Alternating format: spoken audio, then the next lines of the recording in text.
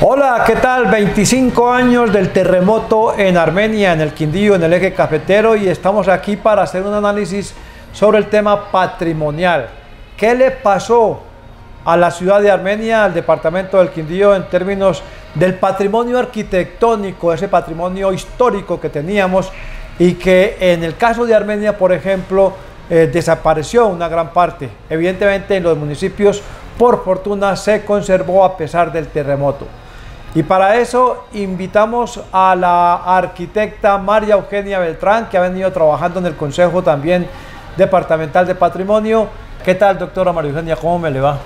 Gracias, Miguel Ángel. Yo trabajé en la Universidad Gran Colombia, en el momento era la decana de la facultad cuando pasó el terremoto, y como era la única facultad de arquitectura, pues nos correspondió parte de la responsabilidad de la valoración de los daños. Después pasó un tiempo y abrí la Facultad de Arquitectura de la San Buenaventura de Medellín, en Armenia. ¿Y está ahora ahí todavía? No. Como el tiempo pasa, ¿no?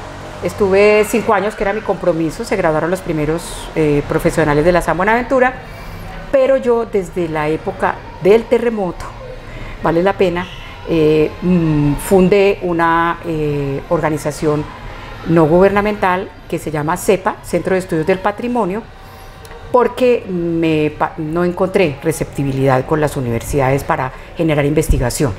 Las universidades, y valga la pena hacer la denuncia, todas las universidades, salvo unas pocas que confirman la regla, no les interesa producir conocimiento. Es una denuncia grave porque cuando uno busca producir conocimiento, el conocimiento no se produce así. Hay que investigar, hay que hacer trabajos de campo, hay que hacer entrevistas para luego discernir lo que se va a generar como nuevo conocimiento. Entonces, mi organización, que es a la cual me estoy dedicando desde hace ya tiempo completo, desde hace unos 4 años, es una generadora de conocimiento. ¿Y necesita no tiempo? Y dedico tiempo, pero adicional a eso, desde hace año y medio, este año será 2 años, me volví receptora de práctica profesional de estudiantes a los cuales no le falta sino la práctica o el examen de inglés, para generar con ellos el trabajo de campo, enseñarles a investigar y a redactar y a producir conocimiento para poder publicar, para poder generar conferencias, para poder, espero que este año haya parto. El año pasado trabajamos 3 textos sobre patrimonio puntual, patrimonio religioso, patrimonio ferroviario y patrimonio rural. Tenemos un lindo texto que ya estamos perfilando, que se llama Fincas Cafeteras con Alma. Los muchachos hacen los trabajos de levantamiento arquitectónico y yo hago las entrevistas con las familias, y hemos logrado un tema interesante. Doctora María Eugenia, ¿el patrimonio arquitectónico histórico de Armenia desapareció con el terremoto? ¿Ya había desaparecido antes o queda algo? Queda todo. Porque lo que se cayó básicamente no era patrimonio. Y hay que hacer una claridad frente a lo que la gente considera patrimonio, que es una de las debilidades por las cuales hay abandono de la ciudad, ¿cierto? El espacio público también es patrimonio, y el espacio público está llevado, como decimos vulgarmente, invadido, sucio, problemas que serían muy fáciles de solucionar, porque como decía mi papá, los problemas son de media cuadra, pero en esa media cuadra no pasa nada. El tema de las edificaciones patrimoniales, todas, salvo 2 casos, el Templo del Carmen y la galería. Pero la galería no se cayó, la tumbaron. Sí. Pero desapareció, bueno, ¿no? Desapareció.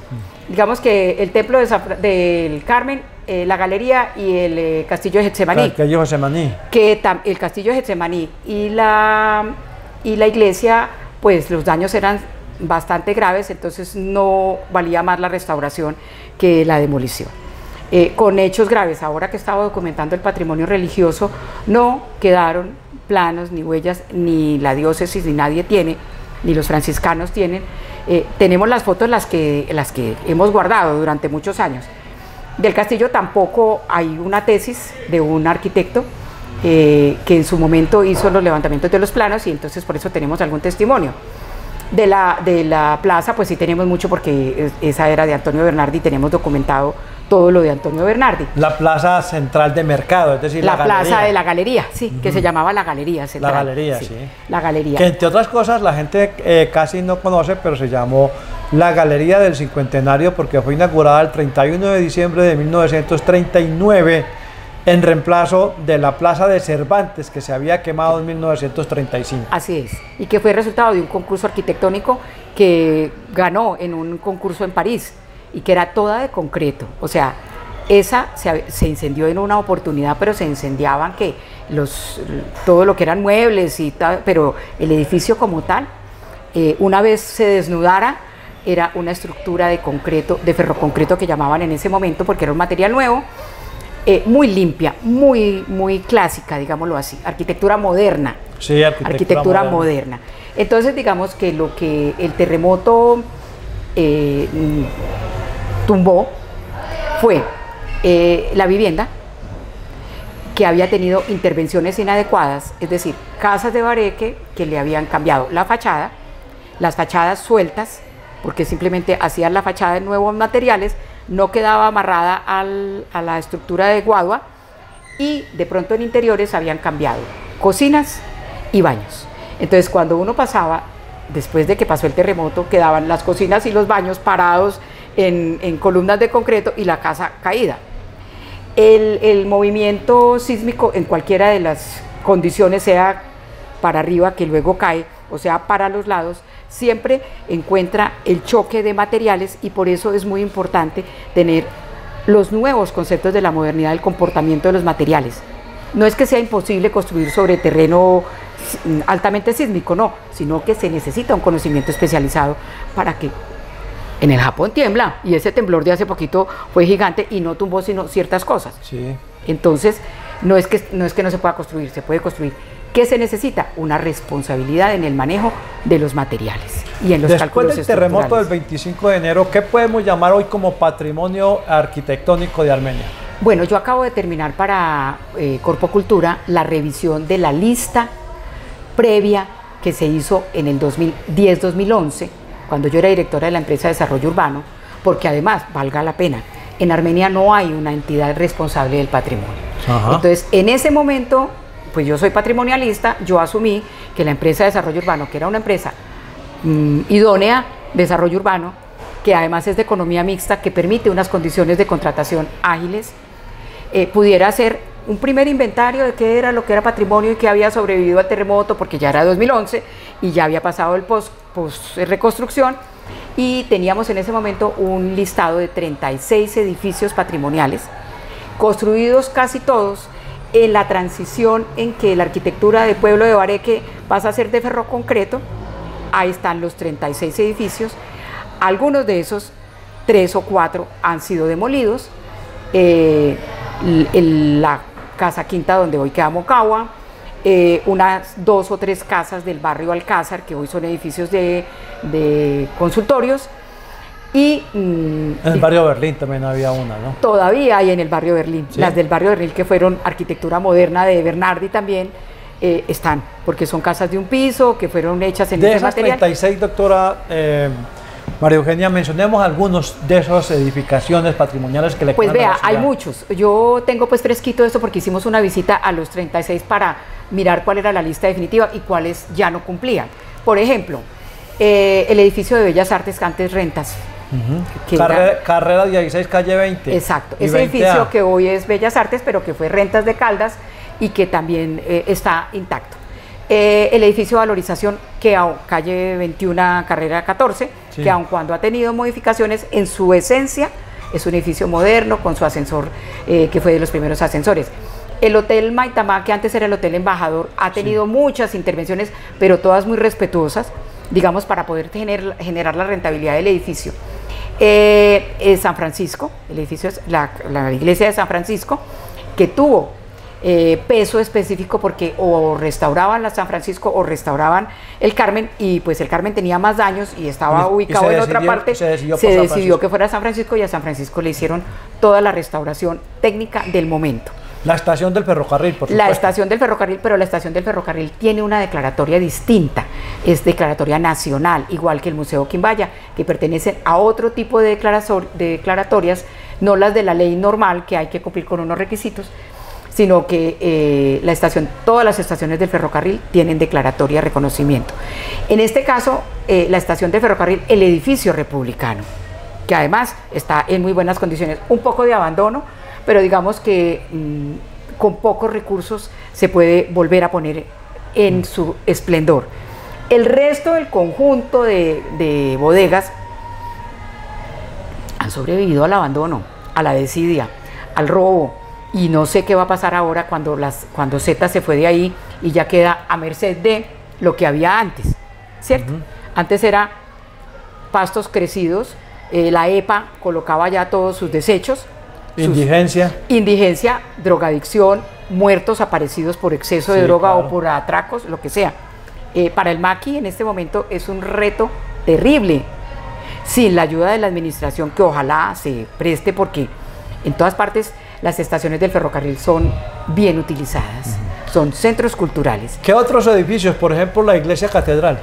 La catedral está, pero como patrimonio religioso, no como patrimonio arquitectónico, porque la que había antes era, pues mucho, digamos, con otra interpretación, eran testimonio de la arquitectura de bareque metálico. Sí. Hace poquito Jorge Robledo con Jorge Esguerra escribieron un artículo muy importante sobre el patrimonio en Manizales, el centro histórico. Y el bareque tembloroso.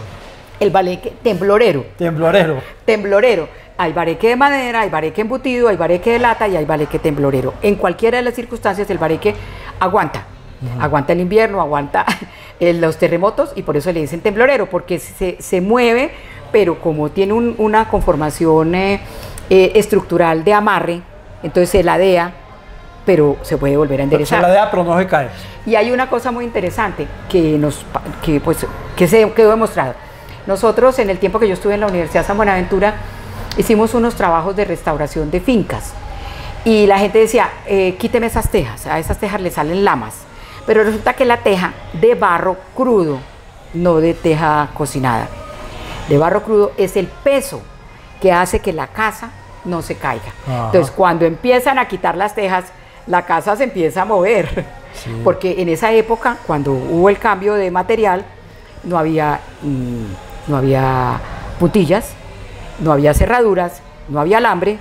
Entonces eran los anclajes de la madera, los dientes de la madera, que si era muy pesado, le ponían un pin que atravesaba los dos lados de la madera, que eso es un sistema constructivo de sabiduría popular, sin arquitectos, que trajeron los que poblaron este territorio de todas partes. O sea, la tapia se mezcla, que viene de Boyacá y de Cundinamarca y del Cauca, se mezcla con la sabiduría de los antioqueños, que venía de tabla y de madera. Doctora, ¿qué otras edificaciones o casas? El Colegio San José. Colegio San José. Que pertenece a la misma época de la estación. Está la trilladora Amelia, que está sobreaguando porque el sector no le permite construir nada, pero quedó incluida dentro de las... Está la otra trilladora, la trilladora Colombia, que ha pasado por todos los supermercados. Sí. Están las bodegas, que hoy son oficinas de cafeteros, ahí en la subida de la 26. Sí. Esas bodegas pertenecen a la arquitectura moderna. Está el SENA agropecuario, que pertenece a la arquitectura moderna, que en esa época era la finca, que fue el segundo SENA agropecuario de Colombia, ¿cierto? Está una novedad, porque me decían, ¿y por qué? El tanque de la EPA. Sí, claro. Porque primero, es el primer acueducto. Segundo, ahí era el agua que por gravedad bajaba, ¿cierto? Pero además es un símbolo que donde desaparezca... No, es un símbolo de la ciudad maravilloso. Y cuando uno hiciera un perfil urbano, el tanque aparece. Bueno, ahora hablemos de los municipios. Es decir, en los municipios el terremoto no parece haber afectado toda la estructura de las casas de bareque que hay, sobre todo en las zonas centrales de cada pueblo. Sí, no lo afectó.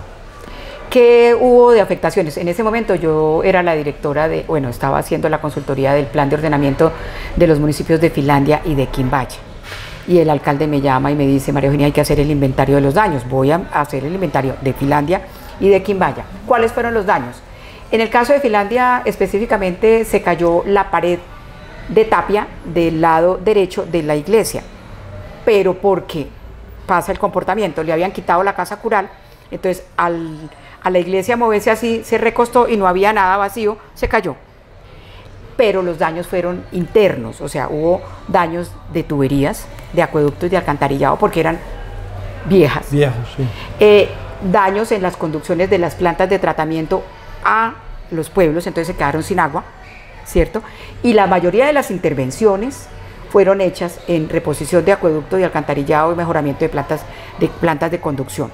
En el caso de Quimbaya, para Quimbaya, que tiene una dinámica muy distinta al resto de los municipios, ya no tiene casas de bareque, tiene una estación del ferrocarril fantástica, sí, que está alquilada a un supermercado, pero en Quimbaya el plan de ordenamiento que en ese momento nosotros estábamos trabajando había propuesto una nueva urbanización, porque hay una presión que no la hay en el resto de los municipios. Sí. En el resto de los municipios se conserva la población, 6.000, 7.000 urbanos y más o menos lo mismo rurales, no hay presión ni migración, pero Quimbaya sí.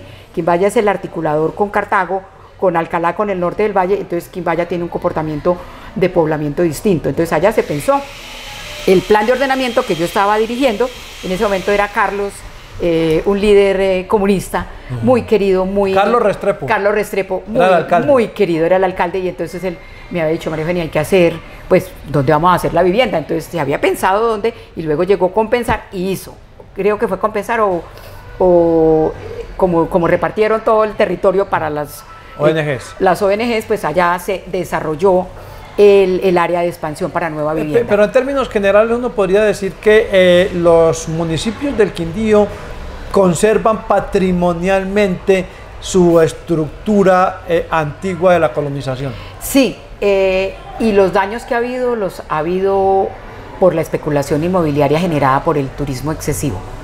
Caso Salento, caso Finlandia, empijado gracias a Dios al movimiento de Mónica de Ciudades Lentas, y porque las facilidades de accesibilidad para Bijao no son las mejores, ¿cierto? La carretera. Eso ha sido diferente. Sí, ha sido diferente. Y digamos, Calarcá. Calarcá ya no conserva mucho, no conserva porque además la gente de Calarcá, valga la pena hacer la anotación, túmbeme la casa antes de que vengan y me digan que... ¿no? Que es patrimonio y que es patrimonio y que no la puedo tumbar. Pero además ha habido un sofisma de distracción muy grave, y es que los directores de planeación de Calarcá y los alcaldes no han valorado su patrimonio y han generado una complicidad dañina. Abandonan la casa, le quitan el techo y luego piden una licencia de demolición por peligro. Por peligro. Sí, por peligro. Y entonces se han convertido en lotes comprados por los mismos políticos que han autorizado, ¿no? Vale la pena decir. Y los lotes ni siquiera, hoy son parqueaderos, ni siquiera han sido para construir nada, porque Calarcá tiene un gravísimo problema de norma, y es que los planes de ordenamiento se han caído, el del 2002, el del 2013, y está en el 2009, y básicamente, por ejemplo, el perímetro urbano está en el del 2003, que fue el primero que se aprobó. Entonces, esa falta de claridad y falta de compromiso con el desarrollo urbano, que Quimbaya se ha desarrollado perfectamente y Calarcá no lo ha logrado, esperemos que ahora con este nuevo alcalde podamos tener una interlocución que le permita a Calarcá cambiar, conservar lo que tiene que conservar, desafectar lo que está en una lista de 100 predios que ya no están, porque nadie ha hecho el trabajo juicioso que sí hemos hecho en Armenia, y digo yo porque yo soy la responsable, o sea, a mí es la única que me duele el tema, entonces yo no necesito que, en este caso yo lo hago con los muchachos de último grado que practican, voy con ellos, enseñamos, miramos, valoramos y hacemos el informe, ¿cierto? En este caso Armenia tiene la lista para que haya el acto administrativo del alcalde y pueda ser un insumo para el plan de ordenamiento. En el caso de Calarcá habría necesidad de hacer eso, o sea, depurar la lista que existe, de la cual ya por lo menos el 60% no existe. Doctora María Eugenia, finalmente, ¿cómo ha cambiado arquitectónica y patrimonialmente Armenia y el Quindío después de 25 años del terremoto? Armenia es una nueva, Armenia está moderna, tiene unos nuevos desarrollos, no digamos que con la mejor arquitectura, con una arquitectura diferente, mucho más limpia, edificios de 15 pisos, tiene problemas, los tiene, pero sobre todo en el patrimonio, o sea, no se compadece que el sector de la estación de ferrocarril esté en estado lamentable, habiendo podido ser y tiene el potencial para ser, pero la desidia política no le permite. Todos los centros, mire Barranquilla cómo recuperó su centro abandonado para convertirlo en un polo de desarrollo turístico y cultural. Barranquilla es otra cosa, quiero decir. Sí. En el caso de Bogotá también su sector que convirtió en toda la Candelaria y sus sectores aledaños a la Candelaria. ¿Eso no lo hemos hecho acá? No, aquí la gente, mire, le voy a contar un detalle. Está diseñado el plan parcial de La Secreta, que lo hicimos en los últimos épocas de la Fundación para el Desarrollo. Lo hicimos algunos arquitectos que salimos de la empresa de desarrollo urbano y la Fundación para el Desarrollo, en donde caben 8.000 unidades de vivienda en altura desde 5 hasta 15 pisos, donde hay acueducto, alcantarillado, rutas de buses y todo. Es decir, renovación urbana. Claro, renovación urbana, y salieron 23 unidades de actuación. Es decir, usted puede tener unidades de actuación pequeñas, pero también puede tener grandes, ¿cierto? Se necesita que haya la voluntad política para que los inversionistas, en vez de estar creciendo para la periferia, consoliden ese sector. Se haya generado la confianza, porque el sector público no lo va a hacer, el sector privado sí lo puede hacer con alta rentabilidad económica y social. Bueno, pero de todas formas, entonces la ciudad ha cambiado en su estructura arquitectónica. Sí, en su morfología estética, sí. Sí. Completamente. Es decir, estéticamente es mejor o peor. Pues vea, le voy a decir, yo a criterio propio no podría decir que es mejor, pero algunas personas que trabajaron conmigo en la Universidad Gran Colombia vinieron hace poquito y me dijeron, maravillados, Armenia está hermosa, linda. Mire que los muchachos que formamos en esa época han dado resultados, porque antes nosotros grabamos las primeras promociones de arquitectos propios, no de la Javeriana ni de la Bolivariana ni nada, propios, y esos muchachos son los que están haciendo esta arquitectura. Entonces quiere decir que hay una impronta con un conocimiento de causa que ha generado rentabilidad y un cambio de estética importante. Muy bien, ella es la arquitecta patrimonial María Eugenia Beltrán Franco, que está aquí con nosotros precisamente analizando cómo ha evolucionado la arquitectura de Armenia en estos 25 años del terremoto del eje cafetero.